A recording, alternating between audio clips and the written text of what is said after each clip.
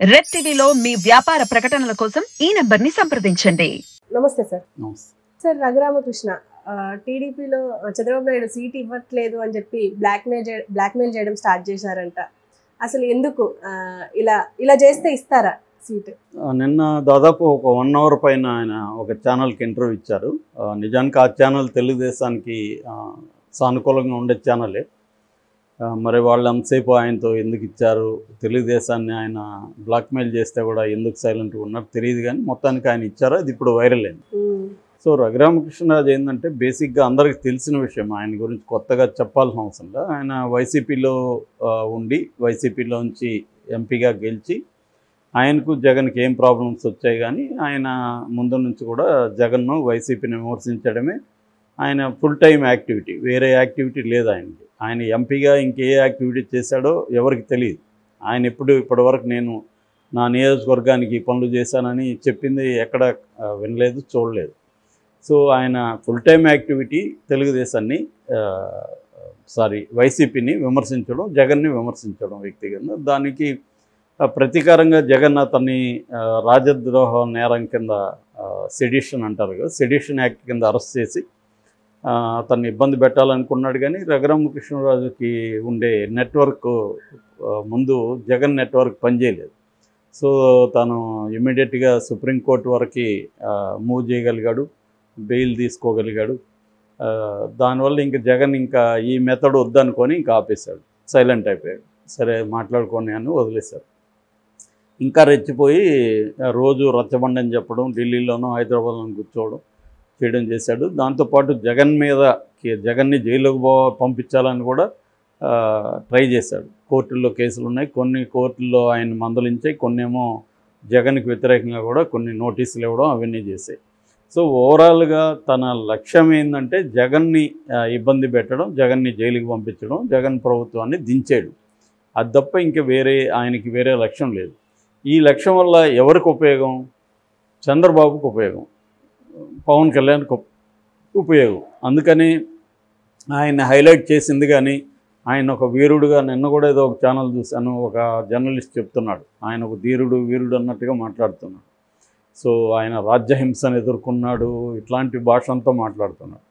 So దాన్ని బట్టి మామూలుగా అందరూ కూడా ఏమనుకున్నారంటే ఈసారి తెలుగుదేశం నుంచి ఆయన పోటీ చేస్తాడు, తెలుగుదేశం సీట్ ఇస్తుంది ఆయన అని జనం అంతా కూడా అనుకున్నారు. ఎందుకు ఆయన ఈ 4 ఏళ్లుగా జగన్ని ఆయన విమర్శించినట్టుగా తెలుగుదేశంలో కూడా ఎవరు అంత కన్సిస్టెంట్గా ఎవరు చేయలే. ఈయనకు దాదాపు డైలీ ఇదే పని. అట్లా ఉన్నప్పుడు నేచురల్గా ఎవరికి ఉపయోగం? తెలుగుదేశానికి. కాబట్టి తెలుగుదేశం వాళ్ళే అతన్ని ప్రమోట్ చేస్తున్నారు, కాబట్టి తెలుగుదేశం వాళ్ళు ఇస్తున్నారు అనుకున్నారు. ఆయన కూడా ఏం చెప్పాడు, నేను అది కూడా కోర్టు ద్వారా సంక్రాంతి టైంలో కోర్టు ద్వారా పర్మిషన్ తీసుకొని జగన్ నన్ను అరెస్ట్ చేయొద్దని చెప్పండి, నేను నా నియోజకవర్గానికి వెళ్తానని చెప్పి వెళ్ళాడు.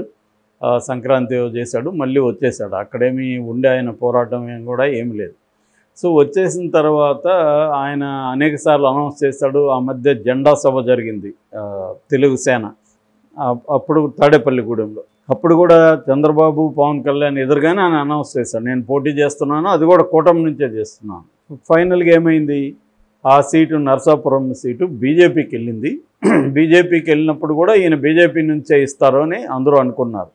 ఎందుకంటే కూటమి అంతా ఒకటే కదా, బీజేపీ నుంచి ఇస్తారేమో, అందుకని తెలుగుదేశం కూడా ఈ సీటును బీజేపీకి ఇచ్చింది అనేది అందరూ అనుకున్నారు. కానీ ఆశ్చర్యకరంగా అక్కడ శ్రీనివాస్ వర్మని పెట్టారు.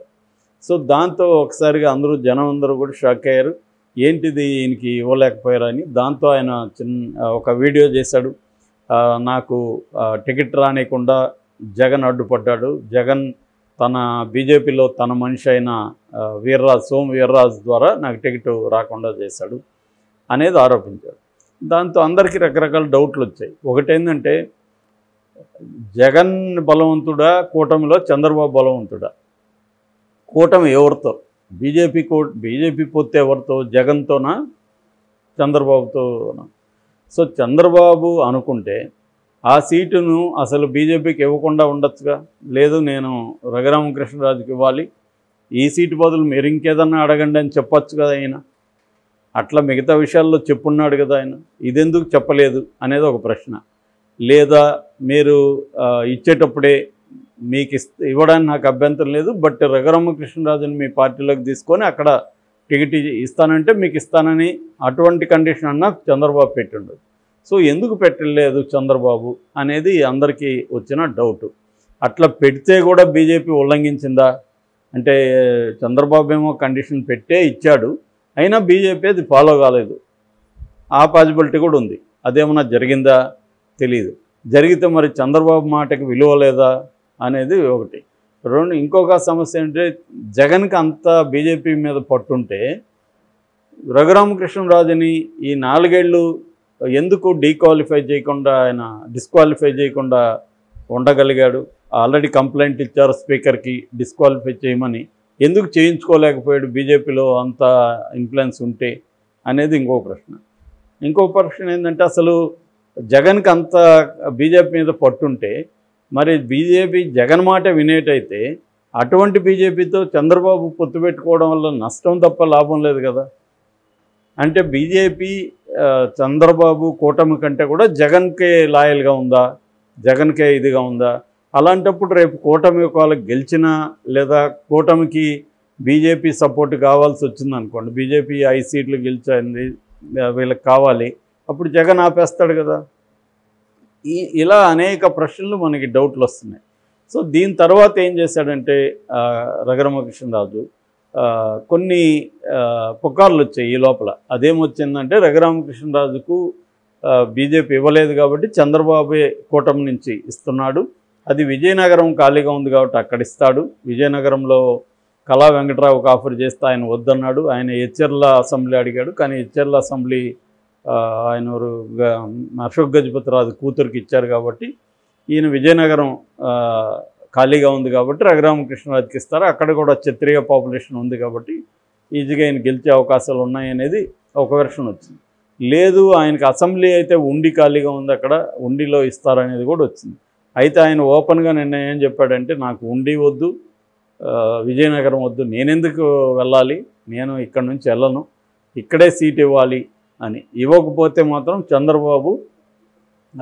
చంద్రబాబు నమ్ముకున్నోడికే సీట్ ఇప్పించుకోలేకపోతే చంద్రబాబు రేపు పోలవరాన్ని ఏం కంప్లీట్ చేస్తాడు, సెంట్రల్ నుంచి ఏం తీసుకొస్తాడు అనేది ఆయన ఓపెన్గానే చెప్తున్నాడు. అంటే చంద్రబాబుని బ్లాక్మెయిల్ చేస్తున్నాడా అనేది కనిపిస్తుంది.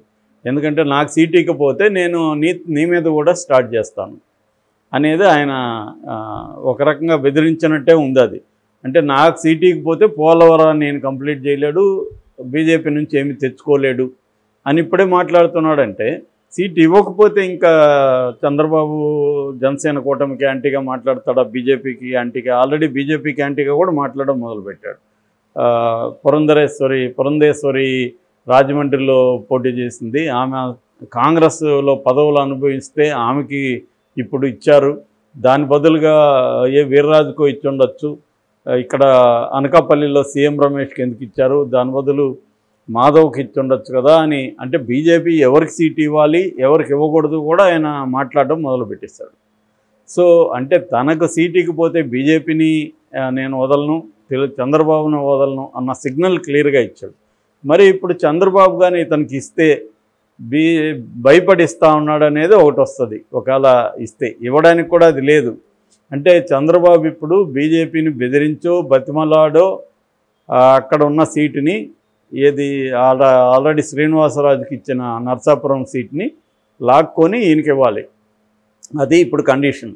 మరి ఇది సాధ్యమా అనేది తెలియదు. సాధ్యం అవ్వాలంటే చంద్రబాబు భయపడాలి, ఈయనకి చంద్రబాబు భయపడాలి ఒక కండిషను. రెండోది ఈ చంద్రబాబు బీజేపీని ఒప్పించగలగాలి. మరి ఇంతకుముందు జగన్ మాటిని ఆయనకి సీట్ ఇకపోతే బీజేపీ ఇప్పుడు చంద్రబాబు మాటిని మళ్ళీ ఇస్తుందా? ఇదంతా ఇంత గందరగోళంగా ఉంది కూటమిలో. అంటే ఇప్పుడు ఈయన చాలా ఇంపార్టెంట్ ప్రశ్నలు రైజ్ చేశాడు యాక్చువల్గా రఘురామకృష్ణరాజు లేపిన ప్రశ్నలు కొన్ని న్యాయమైనవి కూడా. ఎందుకంటే ఆయన ఇప్పటి వరకు జగన్ మీద పోరాడాడంటే అది ఒక రకంగా చంద్రబాబు అండ చూసుకొని, చంద్రబాబు మీడియా అండ చూసుకొని, మీడియా విపరీతంగా ఆయనకి అండదండలు నిలబడింది. అప్పుడు ఆయన అరెస్ట్ చేసినప్పుడు కూడా చంద్రబాబు హెల్ప్ చేశాడని చెప్తారు, తనకున్న న్యాయ వ్యవస్థలో తనకున్న పట్టుని ఉపయోగించుకున్నాడు అని చెప్తారు. సో ఇలా ఉన్నప్పుడు మరి ఇప్పుడు ఆయనకి టికెట్ ఇవ్వాల్సిన మోరల్ రెస్పాన్సిబిలిటీ చంద్రబాబుదే కదా. చంద్రబాబు ఎందుకు ఇవ్వలేదు అనేది అందరికి కూడా ఉన్న డౌట్. ఇంకొంతమంది ఏమంటున్నారంటే చంద్రబాబు సంగతి తెలిసి కూడా నిన్ను కూడా నమ్మంటున్నాడు చంద్రబాబుని. Chandrababu use and throw guy. Already Undavalli శ్రీదేవికి ఏం చేశాడు, మాట ఇచ్చాడు, వదిలేశాడు. ఆమె వెన్నుపోటు కత్తి పెట్టి ఆమె రాజకీయాలు ఎలా ఉంటాయో తెలిసిందనింది. మేకపాటి చంద్రశేఖర్ రెడ్డికి ఇవ్వలేదు, రెబల్గా వచ్చిన వాళ్ళకి. సో తనకి ఉపయోగపడతారనుకుంటే ఉపయోగించుకుంటాడు, అయినాక వదిలేస్తాడని చెప్తున్నారు. ఆయనే కాదు, ఇవాళ రాజకీయాల్లో అందరూ అదే చేస్తారు. నువ్వు వాడికి ఉపయోగమా కాదా చూస్తారు ఒకటి. రెండవది, ఇటువైపు నుంచి ఆలోచించినప్పుడు చంద్రబాబు ఎందుకు ఇవ్వాలి అని ఆలోచించినప్పుడు రఘురామకృష్ణరాజు జగన్ని తిట్టడం తప్ప ఆయన ఇంకేమీ చేసింది లేదు నియోజకవర్గంలో. సో నియోజకవర్గంలో ఏమి చేయనప్పుడు ఆయన గెలిచే విన్నబిలిటీ ఉందా రఘురామకృష్ణరాజుకి? ఆ సర్వే కూడా చంద్రబాబు చేయించాడు. సో రఘురామకృష్ణరాజు ఏమంటున్నాడు, సర్వేలో నన్నే ఎన్నుకున్నారా అంటున్నాడు. మరి సర్వేలో ఆయన్నే ఎన్నుకొని ఉంటే చంద్రబాబు ఇవ్వలేదా? అప్పుడు చంద్రబాబు ఇవ్వడానికి ఏ కారణాలు అయి ఉండొచ్చు? రేపు పొద్దున్న రఘురామకృష్ణరాజు మనకు కూడా ఏకేమేకే గుర్తుంటాడేమో. ఆయన డిమాండ్లకి మనం తలకోకపోతే మనకి యాంటీగా కూడా స్టార్ట్ చేస్తాడేమో. ఎందుకు వచ్చింది తన్ని ఎంగేజ్ చేయడం, ఇప్పటివరకు ఉపయోగపడినాడు చాలు అని ఏమన్నా అనుకున్నాడా? ఇవన్నీ ఉన్నాయి. ఏం జరగబోతుందనేది చూడాలి.